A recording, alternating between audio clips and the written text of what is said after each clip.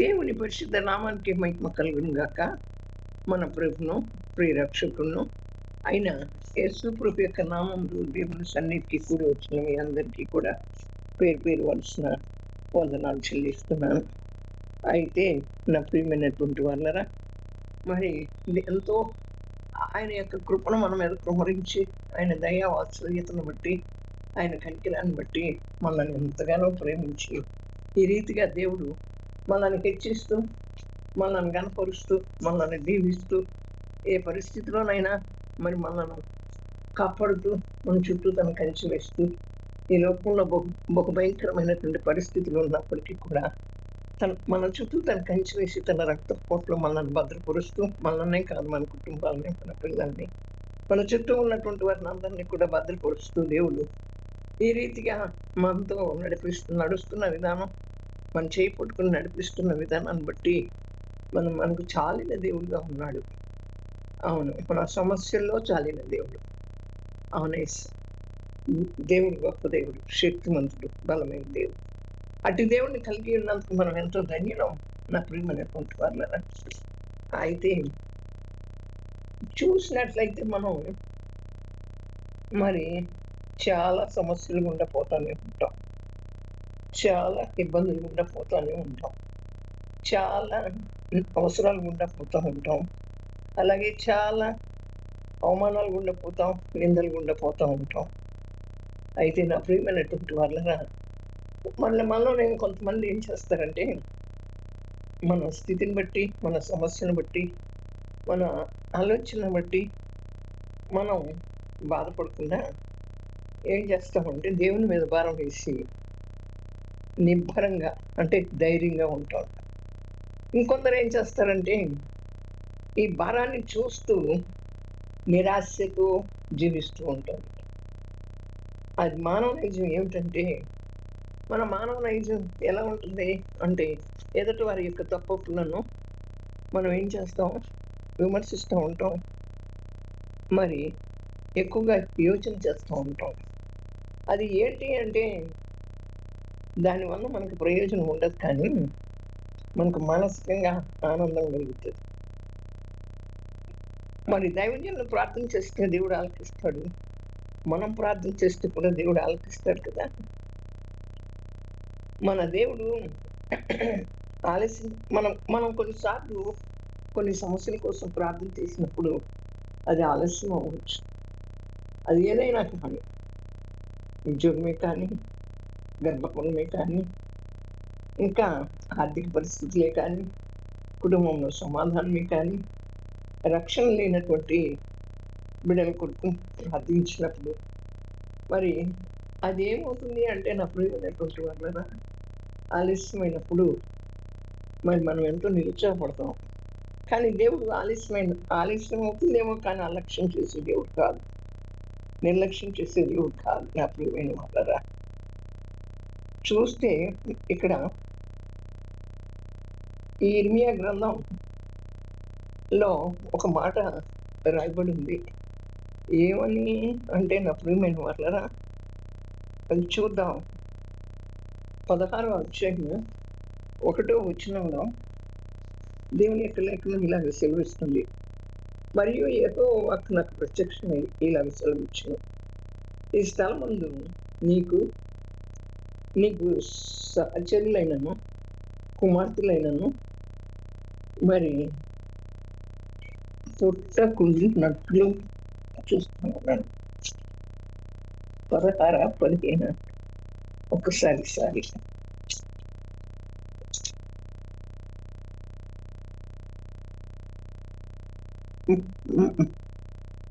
అప్పుడు యెహోవా నాకు ఇలాగ సెలవిచ్చును. మోషేయు 15వ అధ్యాయం మొదటి వచ్చిన. అప్పుడు యెహోవా నాకు ఇలాగ సెలవిచ్చును, మోషేయు సమూయేలు నా ఎదుట నిలవబడినను ఈ ప్రజలను అంగీకరించుటకు నాకు మనస్సు ఉండదు. నా సన్నిధి ఉండకుండా వారిని వెళ్ళగొట్టును.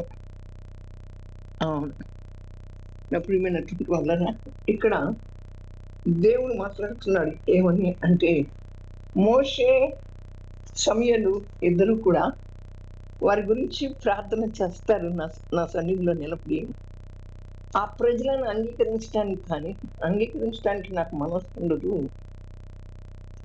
అంటున్నాడు. ఈ ప్రజలను అంగీకరించుటకు నాకు మనస్సు ఉండదు అని మనం అక్కడ చూస్తున్నాం. మోషే ఇశ్రాయేలీయుల యొక్క చరిత్రలో ఏం చేశాడు అంటే అక్కడ ఒక రిఫార్మేషన్ తెచ్చాడు. ఫరో లాంటి వారికి దేవుని యొక్క శక్తిని చూపించాడు. దేవునిచే ఇవ్వబడిన 10 ఆజ్ఞలను ఇశ్రాయేలీయులకు ఇచ్చాడు. దేవుని ఇల్లంతట్లో నమ్మకస్తుడిగా ఉన్నాడు మోషే. సమూయేలు మరి బాల్యం నుండి కూడా యెహోవా యందు భయభక్తులు కలిగి రామాలో ప్రవక్తగా స్థిరపరచబడ్డాడు. అవును. అయితే నా ప్రియమైనటువంటి వాళ్ళరా, భయభక్తులు కలిగి తాను రామాలో ప్రవక్తగా స్థిరపరచబడినటువంటి ఆయన నా మట్టుకు నేను మీ నిమిత్తం ప్రార్థన చేయటం మానటం వలన యెహోవాకు విరోధంగా పాపం చేసిన వాడిని అవుతాను, అది నాకు దూరం అవునుగాక అంటున్నాడు. ఈ ఇశ్రాయేలీయుల కొరకు మరి ఏం చేశారు అంటే నా ప్రియమైనటువంటి వర్లరా, వారు నా ఎదుట నిలవబడదగిన జనం కాదు కనుక వీళ్ళిద్దరూ ప్రార్థించినప్పటికీ కూడా నేను వారు నా సన్నిధిన ఉండద్దు అంటాడు దేవుడు. అందుకు సమూయేలు ఏమంటున్నాడంటే, నేను అనుదినము ప్రార్థన చేసి దేవుని దగ్గర నుంచి వచ్చేటువంటి వర్తమానాన్ని ప్రజలకు తెలియజేస్తున్నాను అని సమూయేలు చెప్తున్నారు. ఇశ్రాయేలీల మొదటి రాజుని అభిషేకించి నియమించిన వాడు నియమించినటువంటి వాడు ఎవరికైనాను అన్యాయం చేసినా అని ఎవరినైనాను బాధ పెట్టినా న్యాయం నాకు కనపడకుండా ఎవరి వద్దనైనాను లంచం పుచ్చుకుంటున్నా అని సవాలు చేసిన వాడు. అయితే రక్షింపనేరకుండునట్లు నా హస్తం కురుచ కాలేదు, విననేరకుండునట్లు నా చెవులు మందం కాలేదని వాగ్దానం చేసిన దేవుడు మోషే సమూయేలు వంటి వారి మనవి నేను వినను అంటున్నాడు. అక్కడ చూడండి, మోషే చాలా చేశాడు. అక్కడ ఏం చేశాడు? ఫరో ఎదుట దేవుని యొక్క శక్తిని చూపించాడు. మరి తర్వాత మోషే ఇంకా మరి ఇల్లంతట్లో నమ్మకస్తుడైనటువంటి వాడు. అక్కడ ఇశ్రాయేలీయుల చరిత్రలో ఒక రిఫార్మేషన్ తీసుకొచ్చినటువంటి వాడు. ఫరో లాంటి వారికి నా దేవుడు శక్తివంతుడని చూపించినటువంటి వాడు. దేవునిచే ఇవ్వబడినటువంటి 10 ఆజ్ఞల యొక్క పలకను తీసుకొచ్చి ఇశ్రాయేలీయులకు ఇచ్చాడు. దేవుని యొక్క ఇంటిలో నమ్మకస్తుడిగా ఉన్నాడు మోషే. సమూయేలు ఆ రామాలో యెహోవా యందు భయభక్తులు కలిగి రామాలో ప్రవక్తగా ఉన్నాడు. నా ప్రియమైనటువంటి వారు బాల్యం నుండే ఉన్నాడు. అందుకని ఇక్కడ ఏమంటున్నాడు? నా మట్టుకు నేను మీ నిమిత్తం ప్రార్థన చేయటం మానటం వలన యెహోవాకు విరోధంగా పాపం చేసిన వాడిని అగుదును అని, మరి అది నాకు దూరం అగును కాక అని ఇశ్రాయేలీయుల కొరకు నేను ప్రార్థిస్తున్నాను అనుదినము అని చెప్తున్నాడు. వీరిరువురు దేవుని దగ్గర నిలబడి ఇశ్రాయేలీయుల కొరకు వేడుకుంటూ ఉంటుంటే దేవుడు ఏమంటున్నాడు? వారిని నా యుద్ధ నుంచి తీసివేయి, వారిని నా దగ్గర నుంచి తీసివేయి అని చెప్పి దేవుడు చెప్తున్నాడు. అయితే నా ప్రియమైన వాళ్ళగా ఇంకొక మాట చెప్తున్నాడు. మరి వారు ఎలాంటి వారు? అక్కడ మొదటి రాజుని అభిషేకించి నియమించాడు కదా, సమూయేలు, ఎవరికైనా నేను అన్యాయం చేశానా? ఎవరికైనా బాధ పెట్టానా? న్యాయం నాకు కనపడకుండా నేను ఎవరి వద్ద అయినా లంచం పుచ్చుకున్నానా అంటున్నాడు. అయితే నా ప్రియమైన వాళ్ళరా, లంచం పుచ్చుకున్నానా అని చెప్తూ మరి యెహోవా హస్తం వారికి ఎందుకు వారు ఎందుకు వారిని నా ముందు నుంచి పంపించి ఆ ప్రజలకి నేను ఆ ప్రజలంటే నాకు ఇష్టం లేదని ఎందుకు చెప్తున్నాడు?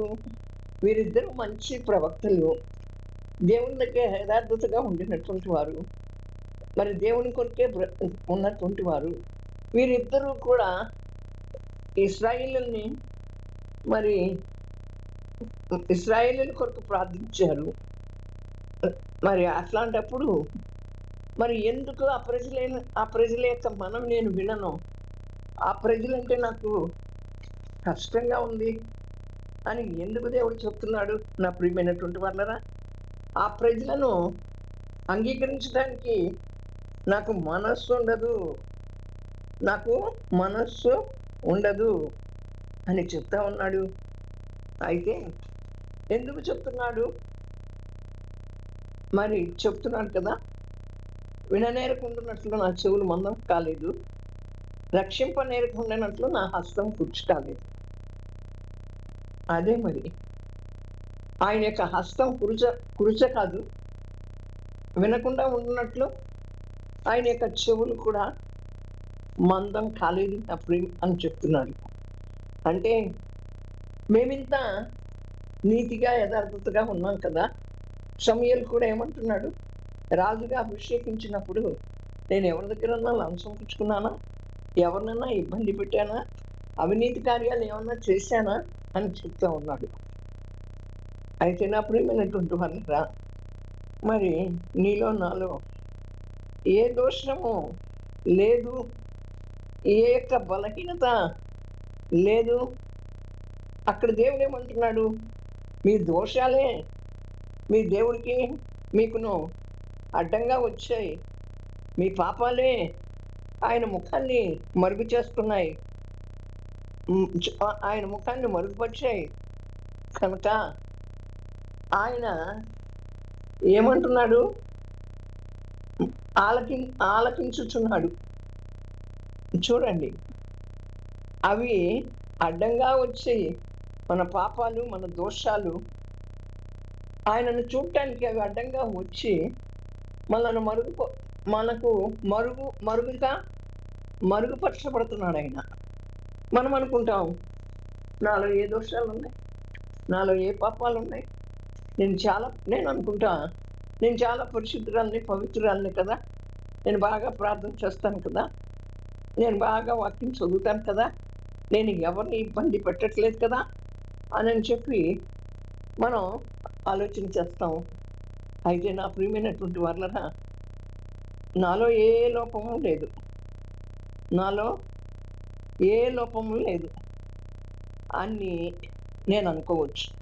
కానీ దేవుని యొక్క వాక్యం ఏమంటుందంటే, అక్రమాలని దాచిపెట్టేటువంటి వాడు వర్ధిల్లడు, కానీ వాటిని ఒప్పుకొని విడిచిపెట్టేటువంటి వాడు కనికరాన్ని పొందుతాడు. మన అక్రమాలని దాచిపెట్టుకున్నటువంటి అంటే ఇప్పుడు చూడండి, ఒక యాపిల్ తీసుకొచ్చి కోస్తే దానిలో అది పుచ్చిపోయింది, మనకేం తెలుస్తుంది ఆ లోపల ఉండేది? అలాగే మన హృదయంలో ఉండేవి దేవునికి తెలుసు. మన హృదయం ఎలాంటిదో దేవుడు ఒక్కడే ఎరిగినటువంటి వాడు. మనుషులు పైవేషాన్ని చూస్తారు, దేవుడు మన అంతరంగాన్ని పరీక్షించి పరిశీలించి పరిశోధించి చూస్తాడు. కనుక నా ప్రియమైనటువంటి వాళ్ళరా, ఈ ప్రజలను నా ఎదుట ఉండనివద్దను వాళ్ళతో మాట్లాడిన దేవుడు మనలను కూడా అలాగే తోసివేస్తాడు. ఎందుకంటే మనలో ఉన్న పాపాలు, మనలో ఉన్న బలహీనతలు, మనలో ఉన్న అవిధేయతలను మనం ఒప్పుకోకపోతే ఆయన సన్నిధిలో, రక్షింపనేరకుండానట్లు నా హస్తం కురుచు కాలేదు, విననేరకుండానట్లు నా చెవులు మందం కాలేదు. మీ దోషాలు నాకును మీకును అడ్డంగా ఉన్నాయి. ఆ దోషాలు చాలా ఉన్నాయి మనలో. మాట దోషం, ఆలోచన దోషం, మరి చేతులతో దోషం, కాళ్ళతో దోషం, ఊహలతో దోషం. ఆయనకి విరోధంగా మనము ఆలోచించినటువంటి ప్రతి ఆలోచన అది దోషంగానే కనపడుతుంది. ఎదుటి వారిని గురించి మనం ఆలోచిస్తూ ఉంటాం. సపోజ్ నేనే ఉన్నాను, అబ్బో! సరేలే, ఇలాగా మాట్లాడారు, ఇలాగా చేశారు అని మాట్లాడుతుంటే అప్పుడేమనిపిస్తుందంటే మనకొక హృదయంలో ఆనందం అనిపిస్తది. అది దేవునికి ఇష్టమైనటువంటిది కాదు. అదొక దోషం, అదొక బలహీనత. వీటన్నిటిని కూడా మనం సరి చేసుకోవాలి కదా! అందుకనే అతిక్రమములను ఒప్పుకోవాలి. ఒప్పుకోవాలి. దాచిపెట్టకూడదు. విడిచిపెట్టాలి. కనుక మనం దేవుని సన్నిధిలో మరి ఈ రీతిగా మనం ఒప్పుకోవాల్సినటువంటి వారంగా ఉంటున్నాం. మనం పాపం లేని వారం అని చెప్పుకుంటే మనల్ని మనమే మోసపుచ్చుకుంటున్నట్లు. అవునా నా ప్రియమైన వారలారా? మరి మనలో సత్యం ఉండదు. మన పాపములను మనం ఒప్పుకుంటే ఆయన నమ్మదగిన వాడును, నీతిమంతుడు కనుక ఆయన మన పాపాలను క్షమించి సమస్త దుర్నీతి నుండి మనలను పవిత్రులుగా చేయును. మనం పాపము చేయలేదని చెప్పుకుంటే ఆయనను దేవుడే దేవుణ్ణే అబద్ధీకునిగా చెప్తాం. అవును నా ప్రియమైనటువంటి వారలారా, కనుక ఆయన వాక్యం మనలో ఉండదు. అలా ఉన్నప్పుడు ఎలా ఉన్నప్పుడు మన పాపాలను మనం ఒప్పుకొని ఆయన నమ్మదగిన వాడును, నీతిమంతుడు కనుక మన పాపాలను క్షమించి సమస్త దుర్నీతి నుండి మనల్ని పవిత్రులుగా చేసేవాడు కనుక మనం పాపం చేయలేదు అని చెప్పుకున్నట్లయితే మరి మనం అబద్ధికులంగా ఉంటాము, దేవుణ్ణి కూడా అబద్ధికులంగా చేస్తాము. అవును, కనుకనే యోహాను 1:8-10 రాయబడి ఉంది. అయితే మనం ఆయన వాక్యం మనలో ఉండాలి. ఆ పై చెప్పిన ప్రకారంగా మనం పాపాలను ఒప్పుకోకుండా నాలో ఏం పాపం ఉంది, ఏం దోషం ఉంది అని చెప్పి మనం అనుకుంటే ఆ వాక్యం మనలో ఉండదు. దేవుని వాక్యం లేనటువంటి జీవితం నాకొద్దు ప్రభువా అని దేవుని దగ్గర మనం ప్రార్థన చేసుకుందాం, దేవుని దగ్గర వేడుకుందాం. మన ప్రభు అయినటువంటి యేసుక్రీస్తుతో సమాధానపడి మనం ముందుకు కొనసాగాలి. అట్టి కృప సర్వశక్తి గల దేవుడు మనకందరికీ అనుగ్రహించును గాక. ఆమేన్. ఈ వాక్యం మనందరి ఇంటిలో ఫలభరితం గాక. ప్రార్థన చేద్దాం. పరిశుద్ధుడా, ప్రేమ స్వరూపి యేసయ్య, మీరు మాతో తేటగా, సూటిగా, బాహటంగా మాట్లాడారు. అవునయ్యా, ఇంకే వందనాలు చెల్లిస్తున్నాను. సమూయేలు ప్రవక్త, మోషే ఇశ్రాయేలీయుల కొరకు, సమూయేలు ప్రవక్త కూడా ఇశ్రాయేలీయుల కొరకు నీ ఎదుట నిలబడి ప్రార్థించినప్పుడు ఈ జనుల్ని నా ఎదుట ఉండటం నాకు ఇష్టం లేదని చెప్పావు. ఎందుకు ఇష్టం లేదు అంటే అట్లాగే వారు వేడుకుంటున్నారు, అలాగే మా పక్షాన మా దైవజనులు వేడుకుంటున్నారు, మరి దైవ సేవకులు వేడుకుంటున్నారు. కానీ మరి మేము మా యొక్క బలహీనతలన్నింటినీ కూడా మేము ఒప్పుకోవాలి. ఒప్పుకోకుండా కప్పుకునే వరంగా ఉంచొద్దు.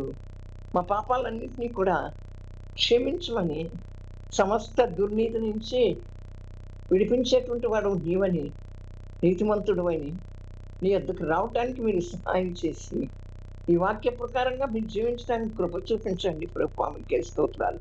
అలా ఒప్పుకున్నట్లయితే దేవుని భయం మా హృదయంలో ఉంటుంది, దేవుని యొక్క వాక్యం మా హృదయంలో ఉంటుంది ప్రభువా. అట్టి స్థితి మాకు కావాలి. కనుక ఆ రీతిగా మమ్మల్ని నడిపించమని, వినినటువంటి వాక్యాన్ని వ్యర్థంగా విడిచిపెట్టక ప్రభువా, వాక్యానుసారమైన జీవితం మాకును దయచేయమని వచ్చిన ప్రతి బిడ్డని కూడా పేరు పేరు వరుసన ఆత్మీయంగా ఆశీర్వదించండి, శారీరకంగా ఆశీర్వదించండి. ప్రతి కుటుంబాన్ని దీవించి ఆశీర్వదించండి, బలపరచండి, స్థిరపరచండి. మరి ప్రభావంకే స్తోత్రాలు.